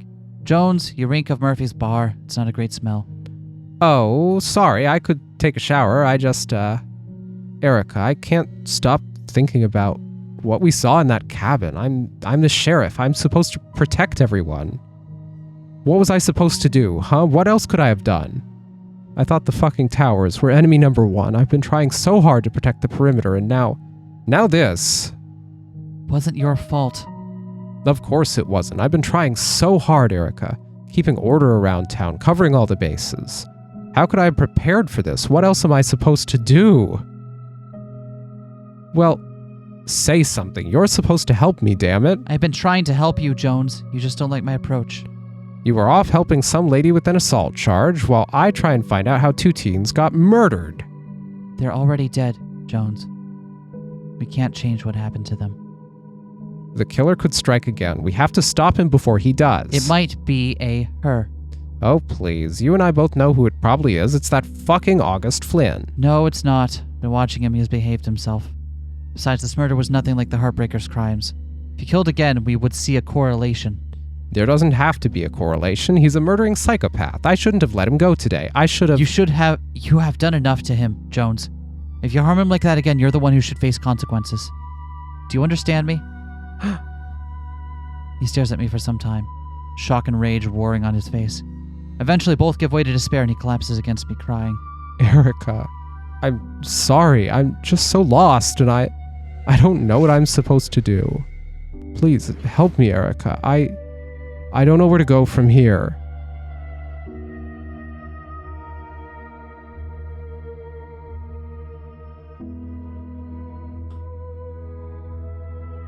Tell him it's not his fault. That's probably what he wants to hear. Yep. But I guess we should say we have a plan. Let's do it. We got a plan. He'll hate it. I think I was just investigating assault today, Jones, but I think it's all connected. My path will currently lead me to the truth of the murders. Because of the Heartbreaker. God fucking no! You didn't do this. You responded to an assault. You spoke to August Flynn. How else is it fucking connected? I can't explain it yet. I just need you to trust that I'm helping you with this investigation in my own way. I need you by my side. I need you to back me up. I can't be by your side all the time. Not physically at least, but you do have my help. It's better this way. If we would each take a different approach to solving the case, one of us is more likely to succeed. Oh my god! We're Mulder! We're Mulder! Yay! He is not Scully, though. Yeah, okay, that's fair. I don't think Scully ever fucking beat someone to an inch of their life. Or maybe she did. I didn't watch the later seasons. Yeah, fair enough. I don't think that's how it works. Ugh, I feel like I might throw up. Oh, would you like me to get some Pepto-Bismol or... God, no. I think I'll just go to bed.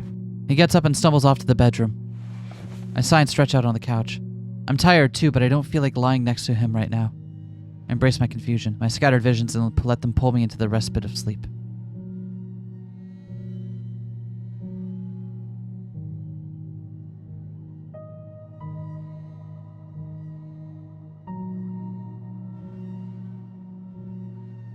Jesus. This is fucking weird. Yeah.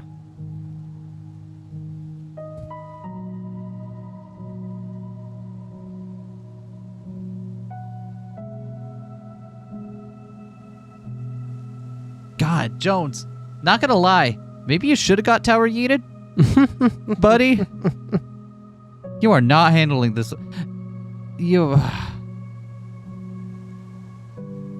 That night, I have vivid dreams of my different lifetime. I experience repeats of visions I've had before, but they're stronger and more visceral than ever. When I wake up, I feel inspired and reinvigorated. I prepare for work quickly, and I'm heading out the door when Jones wakes up. I make for City Hall way ahead of him. When I get there, I'm surprised to see a new face waiting at the building entrance. Oh, hey, where's your jazz hoodie? How could you possibly know that? That's the one salient factor about it. How did you know? How could you possibly have... How can I help you? Oh, hi, hey, do you work here? Yes, I'm Deputy Erica Wright. Derek... Nope.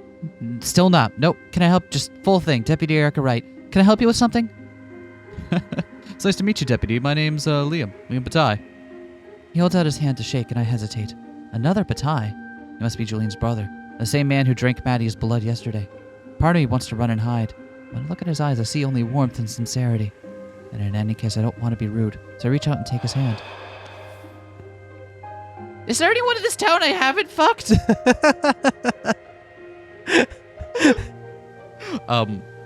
What?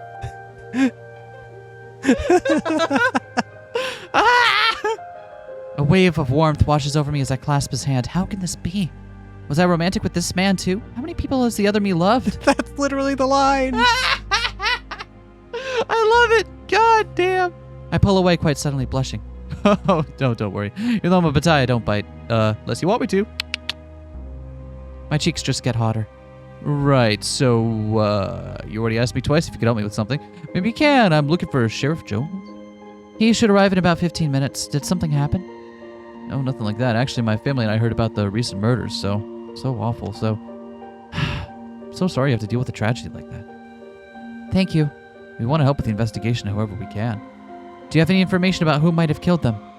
Well, no. I just meant, need any resources, money, equipment, etc. I'd be happy to provide whatever we can. Alright, let's see. Do you know where I could securely and comfortably lock up a prisoner other than City Hall? A prisoner? Actually, I might know of a place. Great. Can I use it?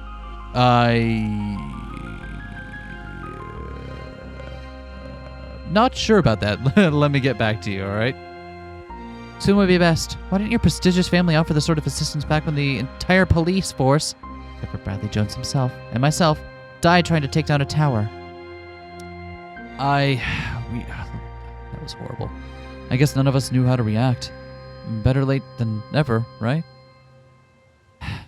Does anything have to do with my encounter with Julian yesterday? Oh, His reaction confirms my suspicions. Liam knows about what happened. He probably came here to try to smooth things over, and I suspect that he's a vampire, too. Julian said that there was a misunderstanding? That's all I really know. Why? What do you think happened? I glare back at him. After a moment, I worry we've entered a staring match. Until finally... Never mind. You're right. It's up to Maddie whether or not she wants to press charges. The rest is none of my business. He studies me a little longer, not convinced. Still, I'm really sorry for whatever happened. I know my brother can be, brash sometimes. Say, how long have you been deputy? You seem, experienced. Were you in law enforcement before the contingency? I was an FBI agent. Now, if you excuse me, sir, I really need to get inside. Oh, please call me Liam, though. Mind if I come inside, too? It's getting hot out here. It's best if you wait out here. That way you won't miss Sheriff Jones. Really? But, have a good day, Liam. I'm sure we'll talk again soon. Ignoring his obvious urge to follow me, I hurry inside and close the door behind me. I only have a precious few minutes to talk to August alone. Sure, it's getting kind of sunny out here. Oh, God. This is not going the way I was expected at all. Oh, yeah, not at all. This is awesome. I really hope we're making the right decisions. Because we don't have a guide for this one like we did the other routes. It'll be fine. So we're flying by the seat of our pants here.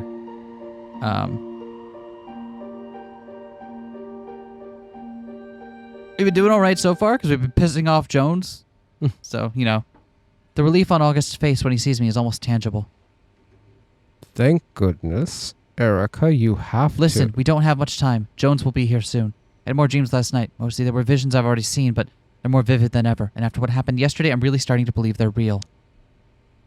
I see. You still want to know more about them? Yes, but Erica, I can't stay here.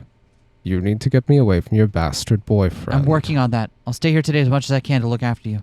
So you don't deny that he's a Can bastard. we please just focus? Dreams? Fine, did you write them down? Yes, but maybe I should just tell you instead.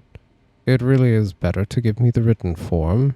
You're more likely to omit certain details while speaking. Can you hide this paper from everyone else? I can do that. Slowly, I start to pass the paper through the bars.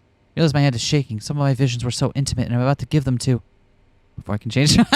Shit-eating grin. Before I can change my mind, August grabs the paper and pulls it through. No take-backsies. Don't worry, your dreams are safe with me. They had better damn well better be. I hear voices in the hallway. August retreats into the cell with the letter. Then Jones and Liam enter the office. And then I says, try that on me and I'll stick that pitchfork where the sun don't shine. Good one, eh? Hey! I see that Jones is already telling Liam one of his favorite stories about facing off against a farmer. Liam's amusement seems forced, but I don't know him well enough to judge.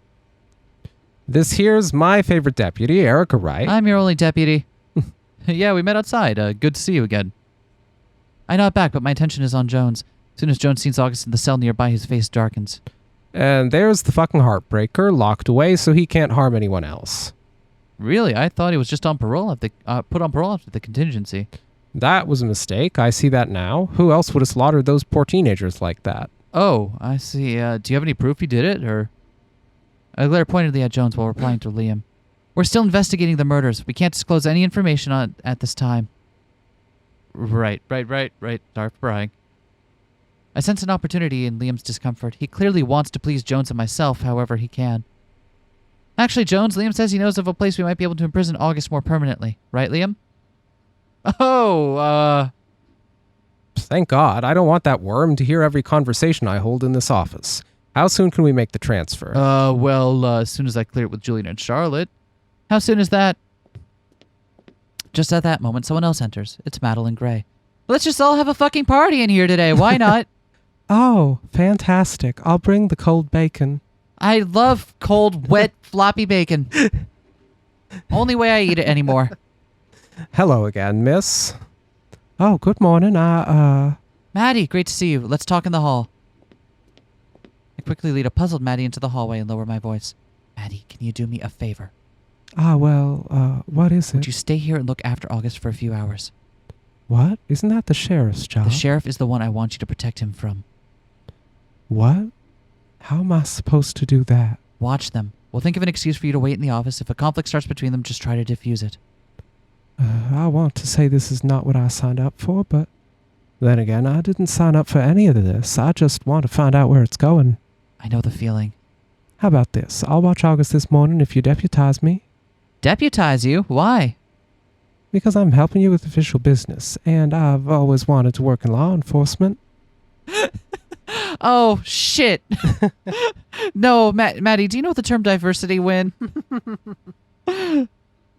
Fine. I see another flash of a memory, one in which Maddie becomes sheriff, and I understand why she wants to do this. Yeah, I trust you. Wow, that was sudden. Thanks. I won't let you down, probably. So, what should we tell Sheriff Jones? Good question. Our story so far is that I was assaulted, right? Technically, that's true. Julian assaulted you, and we're investigating that. Just pretending we don't know the identity of the attacker. Right, we can build off that. Say you're deputizing me so I can arrest the man who assaulted me if I see him again. As for why I should stay at the precinct, maybe you can give me some police records to look through. We can say I'm looking for clues as to who attacked me. In a way, that'll be true. While I'm looking through records, I might as well search for any other clues pointing to vampires in this town. Wow, that's a really well thought out idea. Wow, yeah, just on the spot? Damn. Yeah, I just had a plan for, what might happen in such situations. Okay, like a... Doesn't everybody these days? A contingency. You come to think of it, yeah. It's a good idea. Maddie and I return to the office, then feed our story to Jones. Feels as if I should feel guilty for lying to him, but I don't. He's the one who won't take my experiences seriously. He's too blinded by his hate for August to see anything else right now. However, Jones is not an idiot. Seeds of suspicion glint in his gaze. What's so mysterious about this person you're after? Did he assault you or not? The problem is that my memory of the incident is clouded. I think you might have done something to her using drugs or something along those lines. Oh, I see. I'm sorry about that. Go on, then. I glance at Liam, who looks extremely uncomfortable as he listens to this. He must know we're talking about Julian. Oh yeah, buddy. You know what's up. Meanwhile, I'll go with Liam to see the prison he suggested. Oh, wait a second. I need to check with Jules and, We can do that too. I'll help you make your case. You mean now? Now is when Yep. I don't like to waste time, especially when there's a killer on the loose. Right, Sheriff? Right, although the killer might be the one we're locking up. Sends a dark scowl in August's direction. Thanks again for the help, Mr. Bataille. Your service is greatly appreciated. Please, please, call me Liam, and you're welcome. God.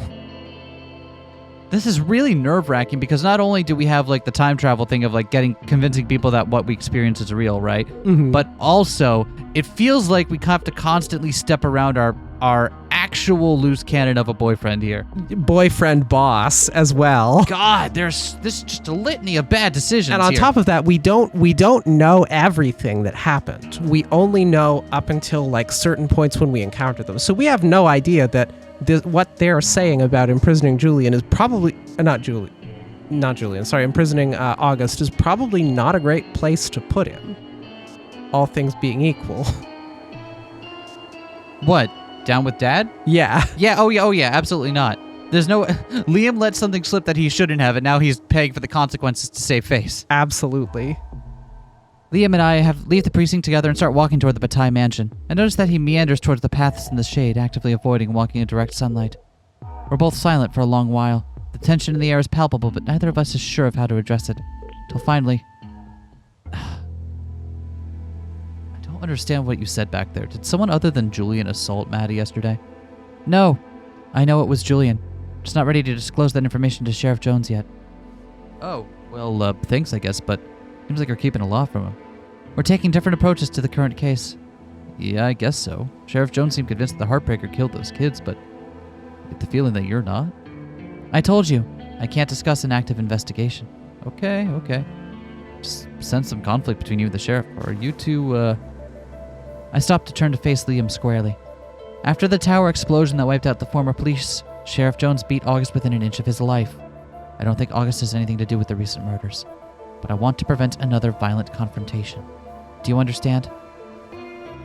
Oh shit! Oh wow! I didn't realize. Okay, but I mean, he is the Heartbreaker, right? Maybe he deserved it. I don't know, Mr. Liam. Even if he was, he's a different man now. We all are after the contingency. He didn't deserve that. Besides, he's smart and resourceful. He's helping me on this case. You mean the assault case? You sure are curious about our cases. Sorry, can you blame me? I'm stuck in a mansion most of the time. It sounds like I've been missing out on the excitement. Gee, I just hate being stuck in my luxurious mansion. Right? Didn't that suck? Maybe you should get out of your luxurious fucking mansion. We're all stuck in Bataille, Liam, but you're not stuck in your mansion. Right, listen. So you seem cool, so I should lead about something. I stare at him again and wait. I don't think we have a place to keep August. Not a safe place. I spoke too soon earlier. Why wouldn't it be safe? Well, unsanitary conditions, I guess. Your family owns this town. I'm sure you can think of something. I resume walking. Liam hurries after me. Either way, you'll have to go through Julian and Charlotte. I'm not sure you want to do that. I know what Julian is. I know what you all are. And I'm going to face it. What? What? Wait, what? You mean... You mean that you... I forge onward. My heart pounds in my chest. I'm not entirely sure what I'm doing right now. I don't have a plan for any of this. Erica, I need you to take a leap of faith with me. I don't understand what's happening, but strong emotions propel me forward. Hope, determination, love. Whatever's happening right now, I will figure it out, but not alone. I will keep finding the people I care about, and we will figure it out together. All right, so I'm getting a new place set up. I'm going to call it, stick with me, the Future Erica Lab. Because it's about my futures, right? Get it? Notes? Thoughts? I'll be Future Erica member 001.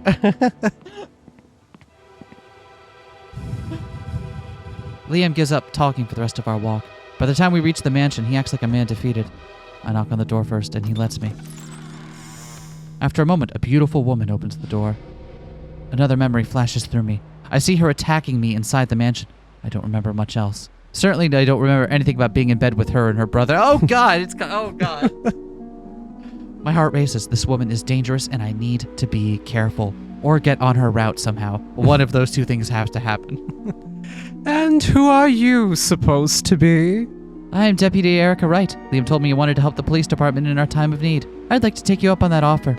Liam, what the hell is this? Liam shrugs helplessly. Julian appears in the doorway behind Charlotte. And what are you doing here? I need to find secure accommodations for a prisoner. Liam said you could help. Julian looks at Liam again. Liam just shrugs helplessly. Why don't you come in, deputy? Please, call me Nope, Erica. Have you two met? Yes, and I think it's best that Erica and I discuss this alone. Oh, I understand. Charlotte wears a cat-like grin on her face as she waves her hand and saunters away. You have fun with that, teddy bear? Liam looks from Julian to me and back again. He looks vaguely concerned. Julia, hey, I can help too. I don't think she, It's okay, Liam. I'll handle this. I meet Julian's searing red gaze with all the courage I can muster. I remember what I said to him yesterday, and those memories flare up fresh within me. And then also some CGs. Oh God. Oh no! Oh God!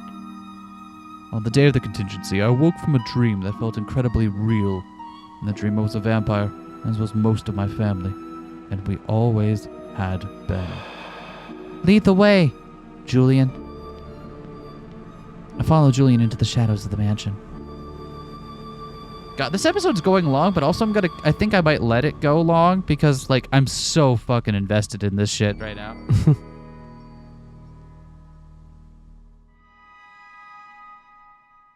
Let's see where this is headed. God, we gotta stop letting our patrons pick really, really good games for us to play and then accidentally having them take over the channel for a month. Oh, man. When this is done, this is probably gonna be our 3rd or 4th longest series. That's fucked up. It's fucked up. I question my decision when Julian leads me to his bedroom, then promptly closes the door behind him. He stands quietly nearby for some time, observing me. My heart pounds for a fast rhythm into my eardrums. Why do you have a portrait of your sister in your bedroom? You're scared. A little, yes. I feel a rush of air, then see his face only inches from mine, peering downward. Explain what you said to me before. What do you know of my dreams? I feel his influence over me, a breathtaking urge to explain everything he desires and more, but I fight against it, clinging to my own intentions. I'll tell you, but only if you stop using that power on me. That's right, motherfucker. Back the fuck off. You are unusually strong-willed. Don't you understand that your fortitude is why I admire you? I can't cast a spell over you. I can't frighten you with my teeth. You're much too strong for that. I have dreams too, Julian. I dream of another version of my life, different from this one. From before the contingency? No, my visions all happen after the contingency. Some haven't happened yet. Others would have already happened if I made different decisions. Then we are not the same. I know. You dream of a different life before the contingency, a life in which you were human. Kind of like Detroit. How the hell do you know about Detroit? Who told you about Detroit? From my visions, I dreamed that you and I got very close once. I remember bits and pieces, but you told me about your memories of being human. And then... Not sure how to say the rest, so before I thought it through, I leaned forward and pressed my lips to his. Erica, no! We're already making terrible decisions. Let's just roll with it. His gasp of surprise steals my breath. Then he sends his back, clutching me tight and kissing me deeply. I feel dizzy as we fall against each other, lost suddenly in a swirling rush of bliss. I pull away suddenly, steadying myself against the wall. Shit, I just remembered Basement Dad. Oh, dude, we don't talk about Basement Dad. Are you all right? I saw something else while we kissed. You have dungeons beneath this mansion, don't you? Okay. All right. Before I've thought it through, I lunge forward and scurry to the door. Hey, yo! Wait, hold on. Holding. Erica, I have a special power. I can see the future, but only when I kiss cute guys. That sounds like a Here I come, bad Bataille. anime, doesn't it? That actually, but I say bad anime, I mean anime I would absolutely watch all 2 seasons of. One regular season, second season would be abridged in length. This gets canceled partway through because the sequel doesn't work, but still. I'm not sure I managed to outrun a vampire. Suppose I surprised him enough to get the upper hand. Whatever the reason, I find myself in a strange hallway on the main floor, and I yank open a door and rush into blackness. I follow the faint glow of torchlight into a yawning stone passage. Soon I see metal bars barricading rooms of stone, the dungeons. I follow the sound towards a dark cell. I lean forward to peer inside, and a strong hand grabs me and yanks me several yards back. What the fuck are you doing? What? Who is this? Blood. Like, Blood. You need to get the fuck out of here. grabbing my jacket, Julian pulls me forcibly back out the way we came. Basement Dad! We caught the killer so quick this time. I told you, speedrun. God, doing things with future knowledge. That's such a novel idea. And all we had to do was acquire so far 3 boyfriends and 1 girlfriend. yeah, And there's another boyfriend to acquire still. Is there? We haven't acquired Liam yet. Oh, right. Wait, 3 boyfriends. Oh, right, Jones. Right. Yeah. Fuck Jones. For someone with omniscience, you sure are unfathomably foolish. That was... My father, Gustave Bataille. He's another vampire. That's right. Can't comprehend how you would know any of this, but if we truly cared for each other, and you learned of Gustave, then surely you know we keep him there for a reason. Even as he says this, the memories keep pouring back. He killed Jessica and Gary, didn't he? We both stiffen. Our memories of passion are doused with the chilling reality of murder. We made a mistake. He got free. It will not happen again. When you and I were together in my visions, we killed him. And now? I don't know. I don't understand any of this. Adrenaline churns in my stomach, and just like that, my visions have solved the murder, but they came too late. And now that I know, what can I do about Gustave Bataille? Staggering, I make for the exit. The soft swish of his hair, Julian, blocks my path. You know far too much, and I fear that there's more that you aren't saying. What will you do with this knowledge? I don't know. It's not good enough, Deputy Erica Wright. Another shadow flits across the edge of my vision. I turn to see that I'm surrounded by vampires. Charlotte and Liam block my exit. What's going on over here? I'm handling it, Charlotte. Really? Then why is the door to the dungeons wide open? Erica claims to have memories of another timeline, another reality. Oh, I see. I suppose our dungeons are the next best thing to a loony bin. I believe her. She knows things she couldn't possibly know otherwise. Really? Like what? She knows about Dad. In that case, she knows far too much. Where do you keep those? Where don't I? You think I only have 2? I have knives planted all over the world just in case of emergencies. Would you please check your suit pocket there? Knife. Panic rises in me as I realize my situation. This is what I get for rushing forward without a plan. I've just accused this family of murder, and now 3 vampires have me cornered. Part of me wants to pull out my gun and start shooting, but a deeper voice inside me whispers reassurance. I close my eyes, breathe deeply, and search my heart. I see within myself with Liam, trying to escape his family. I see Charlotte betraying us and then Julian stepping in. Oh, I was not prepared to deal with that one. Oh, okay. I know about the telephone. I know how to get out of Bataille. Oh! Snap, what? Oh, snap, what? Oh, snap. What? Charlotte, what is she talking about? A telephone. She's insane, obviously. No, I saw your reaction, Charlotte. What is this about a telephone? You two really believe her over me? I can tell that you're hiding something, Charlotte. What is this phone? Can we really get out? Why should I tell any of you? Do you really want to leave? Liam, Julian, I can tell both of you if you promise to protect me and my friends. Your friends? Madeline Gray, August Flynn. August Flynn, really? Ugh. You see, she's mad. Deal.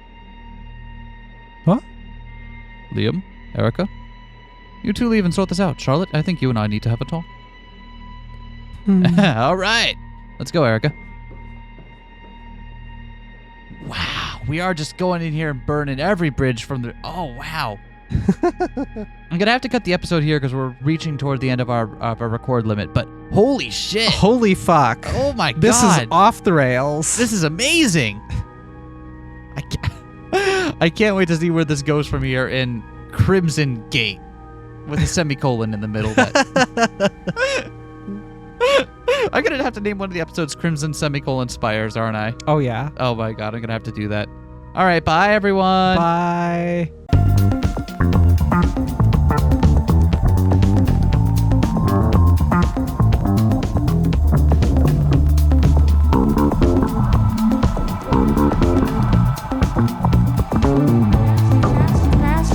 Smash that like, comment and subscribe.